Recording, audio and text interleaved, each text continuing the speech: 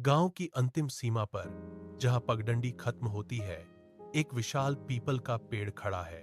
दिन की चिलचिलाती धूप में भी इसकी छाया ठंडी रहती है, जैसे यह सूरज की रोशनी को सोख लेती हो। सूरज डूबते ही इस पेड़ की शाखाएं हवा में किसी कंकाल की उंगलियों की तरह फड़फड़ाने लगती हैं। गांव वाले इस पेड़ के पास जाने से कतराते हैं। वे कहते हैं, आधी रात के सन्नाटे में यहाँ एक चुड़ैल का बसेरा होता है। वह मीलों दूर से इंसानों की आहट पहचान लेती है। हवा में तैरती सड़ी हुई गंध और पत्तों की चरमराहट किसी को भी रुकने नहीं देती।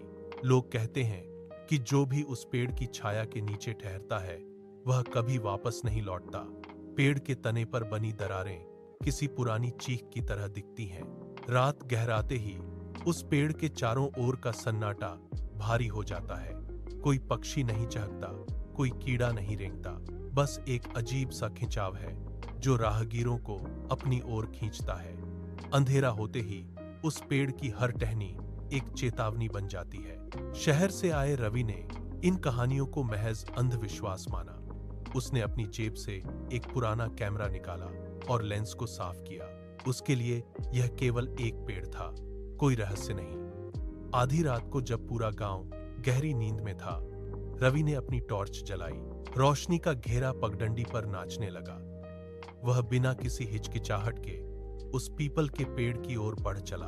उसके जूतों की आवाज सूखी घास पर गूंज रही थी।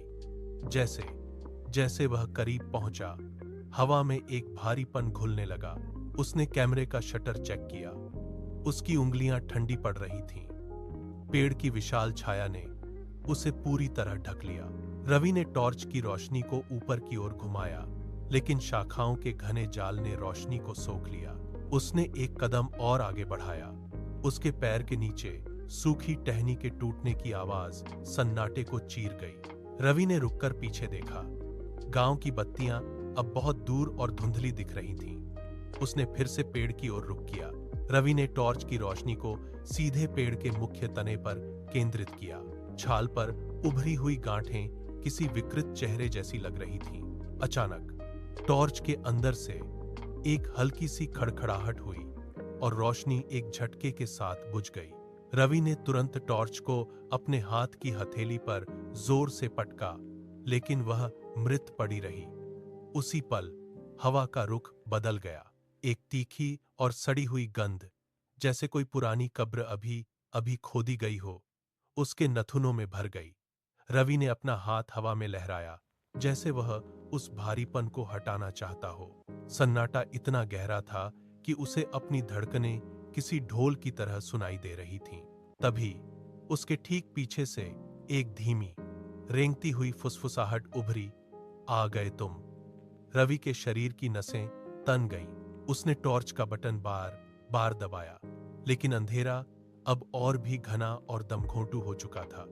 वह पीछे मुड़ा, लेकिन वहां केवल खाली हवा थी। उसने अपने पैरों को पीछे की ओर खींचना चाहा, लेकिन वे जमीन में जकड़े हुए महसूस हुए। वह फुसफुसाहट फिर से गूंजी, इस बार उसके कान के बिल्कुल करीब। रवि ने कांपते हाथों से टॉर्च का बटन फिर से दबाया। रोशनी की एक पतली किरण पेड़ की निचली डाल पर पड़ी। वहां वह बैठी थी। उसके पैर उलटी दिशा में मुड़े हुए थे। उसके बाल इतने लंबे थे कि वे जमीन पर सांप की तरह रेंग रहे थे। रवि की सांसें रुक गईं। वह औरत धीरे धीरे डाल से नीचे उतरी। उसके चलने में कोई आहट नहीं थी, बस सूखी पत्तियों के कुचलने की हल्की चरमराहट सुनाई दे रही थी। उसकी आंखें अंगारों की तरह दहक रही थीं। उसने अपना सिर एक तरफ टेढ़ा किया। उसकी आवाज किसी ठंडी और गहरी गुफा की गूंज जैसी थी। क्यों आए हो यहाँ? रवि पीछे मुड़कर भागना चाहता था, लेकिन उसके पैर जमीन में कील की तरह गड़ गए थे। वह औरत हर कदम के साथ रवि के करीब आती गई।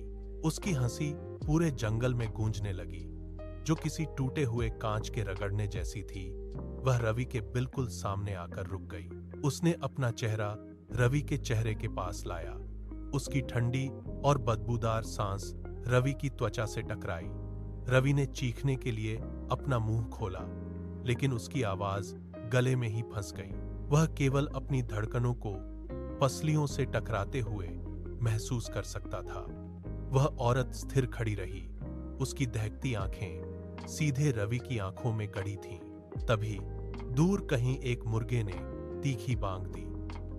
भोर की पहली किरण जैसे ही पीपल की शाखाओं को छूकर नीचे गिरी, वह आकृति राख की तरह हवा में बिखर गई। रवि के पैरों की जकड़न अचानक ढीली पड़ गई और वह धड़ाम से जमीन पर गिर पड़ा।